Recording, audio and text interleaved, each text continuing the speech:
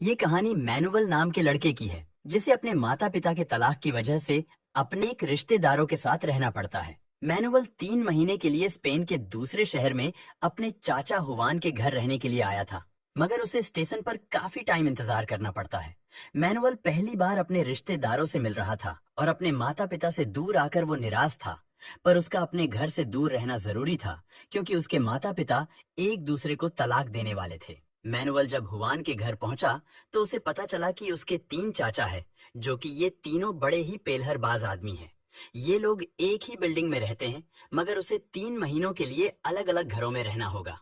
पहले manual Wuhan के घर में रहने वाला है। अगले ही दिन अपने दुकान में ले गया जहां सिर्फ लवंडियां ही काम करती है और वो अपने चाचा को औरतों के साथ फ्लर्ट करते हुए देखता है। मैनुअल उससे काम सीख रहा था, पर तभी वहां उसकी बेटी फुना सांता आ जाती है, जिसे देखते ही मैनुअल उसे पसंद करने लगता है। मैनुअल हुवान और फुनासांटा के साथ वक्त बिताकर बहुत खुश था और एक दिन हुवान उन दोनों को शहर से दूर घुमाने लेके जाता है, जहां शांति के माहौल में हुवान उन दोनों को पेंटिंग सिखाने लगा। हुवान ने मैनुअल को कुदरत की खूबसूरती के बारे में बताता है और उस खूबसूरती को तस्वीर में उतारने की कोशिश करने लगे। कुछ देर बाद वहां एक आदमी आया जिसे देखकर मैनुअल और फुनासांटा डरने लगते हैं।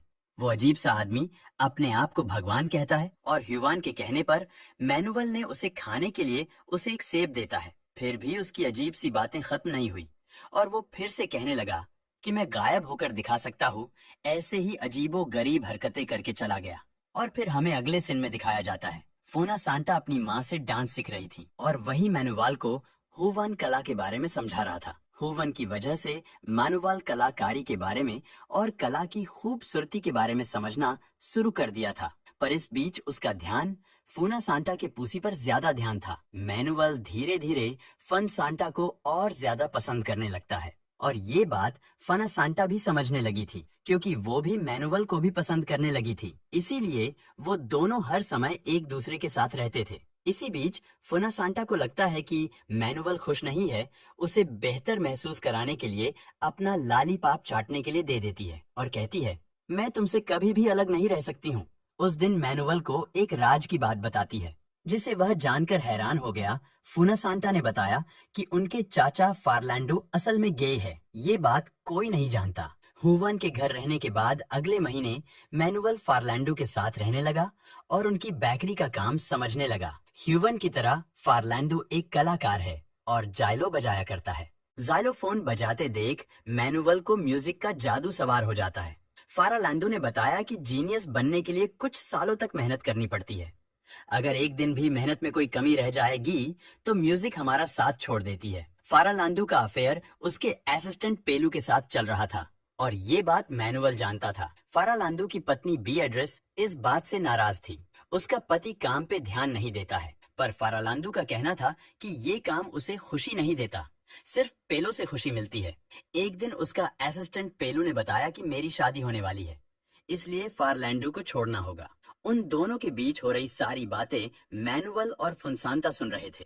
पेलू के जाने से लैंडू का दिल टूट जाता है और अपनी जान देने की कोशिश की, पर वो ऐसा कर नहीं पाया। उस शाम जब मैनुअल बी एड्रेस के कमरे में आया तो उससे पूछने लगी कि बी एड्रेस उसे खूबसूरत लगती है या नहीं।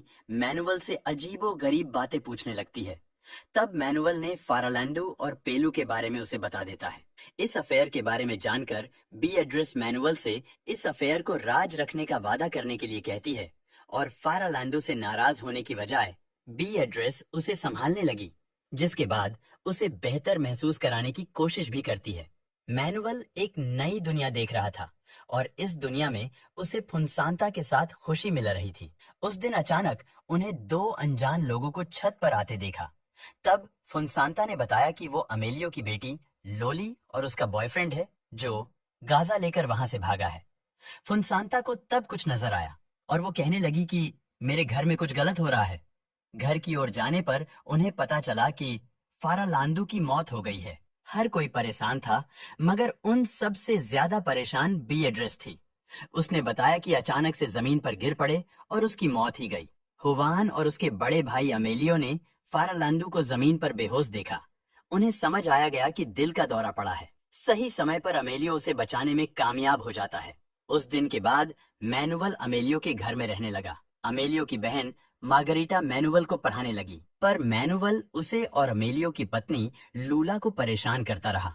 एक दिन मैनुअल के पिता अंटोनियो का फोन आता है और मैनुअल को पता चला कि अब वो इटली में रहते हैं। मैनुअल अपने पिता को बताया कि मार्गरीटा हर वक्त उन पर नजर रखती है, इसीलिए वो परेशान होने लगा है और घर आना चाहता है। मैनुअल ने फुनसांता को बताया कि जल्द ही उसके पिता उसको लेने आने वाले हैं। ये सुनकर फुनसांता निराश हो जाती है। मैनुअल और फुनसांता एक दूसरे से शादी करना चाहते हैं, पर वो जानते हैं कि दो कजन्स एक दूसरे से शादी नहीं कर सकते हैं। अमेलियो के घर में एक कमरा था जहां जाने की किसी को इजाजत नहीं था, मगर मैनुअल उस कमरे में चला गया और उसे पता चला कि ये कमरा असल में अमेलियो का क्लिनिक है। अमेलियो उसे क्लिनिक में देखकर खुश हुआ और अपने दूसरे भाइयों की तरह वो भी मैनुअल को अपने काम के बारे में बताने लगा। अमेलियो एक आंखों का डॉक्टर था जो मैनुअल को आंखों में छुपी खूबसूरती को दिखाने लगा। कुछ समय बाद मार्गरीटा उन पर नजर रखने लगी और उन बच्चों पर चिल्लाने लगी, क्योंकि उसने उन दोनों को उस कमरे में आने से रोका था, और अमेलियो से कहने लगी कि उनके पिता यानी कि मैनुअल के दादा एंटोनियो से बात करने की जिद कर रहे हैं, क्योंकि वो मैनुअल को ही एंटोनियो समझते हैं। मार्गरीटा का कहना था, मैं उन्हें और नहीं संभाल सकती, क्योंकि वो दिन भर मरने की बातें करते रहते हैं। अमेलियो जानता था कि उनके पिता मैनुअल से बात करके अच्छा महसूस करेंगे, इसीलिए उसने मैनुअल को अपने पिता के पास भेज देता है। मैनुअल के दादा कहने लगे कि दुनिया खत्म होने वाली है और इसीलिए दुनिया खत्म होने से पहले दुनिया देख लेनी चाहिए। फुनसांता के अलावा किसी को भी मैनुअल के दादा की बातें समझ नहीं आती थी, और फिर ये कहने लगे, घर में कई सारे राज्य है और वो सारे राज परिवार को शर्मिंदा करती है, और वो अपन खुद का राज बताने वाले थे, पर इन्होंने बताते हुए अपनी बात बताना भूल जाते हैं। जब उन्हें अपनी बात याद आती है तो उन्होंने बताया कि मैं वर्ल्ड वॉर का हिस्सा रह चुका हूँ। उस दौरान एक आदमी को बहुत बुरी तरह मारा था और उसे मारकर इसी घर के भीतर गाड़ दिया था। वो ये राज बताने के बाद ये कहने लगे कि उन्हें एक ऐसी जगह जाना है जहाँ वो सुकून की सांसें ले पाए। यही कहकर वो सो गए। कुछ देर बाद मैनुअल लॉडी आज समय बिताने लगा और वो ये सोचने लगा कि लोली खूबसूरत दिखने के लिए अपने चेहरे को पेंट क्यों कर रही है। जब मैनुअल उसे उसके बॉयफ्रेंड और गाजा के बारे में पूछा तो नाराज हो गई। अपने बॉयफ्रेंड और गाजा की बात राज रखने के लिए समझाकर वहां से चली जाती, मगर वो ये नहीं जानती थी कि उसका परिवार पहले से जानता है कि उसका बॉयफ्रेंड चूतिया है। इस बीच मैनुअल मार्गरीटा को अजीब सी बातें करते हुए देखने लगता है और मार्गरीटा से पूछता है। वो सबको बताने लगी कि वो भगवान से बातें करती है। अमेलियो उसकी बातें सुनता है तो वो नाराज होने लगता है और उसके पागलपन को छुपाने की कोशिश करता है, मगर मैनुअल उसकी बातें सुनकर मजे ले रहा था। उस दिन अमेलियो ने लोली से कहा, तुमको अपने बॉयफ्रेंड से दूर रहना होगा, पर जब उसने अमेलियो से बहस करना शुरू किया तो अमेलियो अपना आपा खो बैठा। अमेलियो को इस तरह देखकर मैनुअल बुरी तरह डर गया, पर लोली ने समझाया कि उसके पिता कभी कभार चुतियों वाली हरकत कर बैठते हैं। मैनुअल इस अजीब से परिवार के पागलपन का हिस्सा बनने लगा था, मगर ये पागलपन उन लोगों के लिए आम बात थी। वो सब ऐसे बर्ताव करने लगे थे जैसे वहां कुछ हुआ ही नहीं है। और अचानक अमेलियो के पिता उन्हें अकेलेपन के बारे में कविता सुनाने लगे। वो कविता उन्होंने मैनुअल के पिता अंटोनियो के लिए लिखी थी, और कविता अमेलियो को अपने सामने देखकर उन्होंने बताया कि वो यहाँ उसके आने का इंतजार कर रहे थे। अल्जाइमर रोग की वजह से वो सब कुछ भूलने लगे और वो अपने घर का रास्ता भटक गए, इसलिए उस पार्क में आकर बैठ गए। फुनसांता ने कहा, वो जानती थी कि उसके दादा पेड़ पक्षियों से प्यार करते हैं, इसीलिए वो समझ गई थी कि वो इसी जगह उन्हें मिल जाएंगे। उस वक्त मैनुअल के दादा ने कहा, वो समुंदर देखना चाहते हैं क्योंकि वो सुकून की सांस वही ले पाएंगे, और मौत की बातें फिर से करने लगे। मगर अमेलियो ने कहा, जब तक मैं जिंदा हूँ मैं अपने पिता को मारने नहीं दूंगा।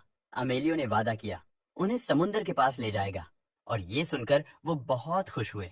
घर जाते हुए अमेलियो के पिता एक और कहानी सुनाने लगे, और ये कहानी सुनते सुनते ये सब लोग घर पहुंच गए, और उस दोपहर उनकी समुंदर देखने की ख्वाहिश पूरी हुई और मैनुअल अपने पूरे परिवार के साथ बीच पर गया। और पहली बार परिवार वाले बहुत खुश थे, और उन सबको देखकर फुनसांता के दादा को सुकून मिल गया। सालों की सुकून की सांसें लेने की ख्वाहिश पूरी हुई, और आखिरी ख्वाहिश पूरी होते ही उसी बीच पर मैनुअल के दादा की मौत हो गई। उस पूरे परिवार की तरह मैनुअल भी दादा की मौत की वजह से दुखी था, पर उस वक्त अंतिम संस्कार पर मैनुअल के माता पिता भी आ गए थे, और तब मैनुअल को एहसास हुआ उसके माता पिता के अनेक बाद उसका और फुनसांता का रिश्ता हमेशा के लिए खत्म होने वाला है। वो आखिरी दिन था जब उन दोनों ने एक दूसरे को देखा, क्योंकि अंतिम संस्कार के बाद मैनुअल अपने माता पिता के साथ अपने घर लौट गया और मूवी यहीं पर समाप्त हो जाती है।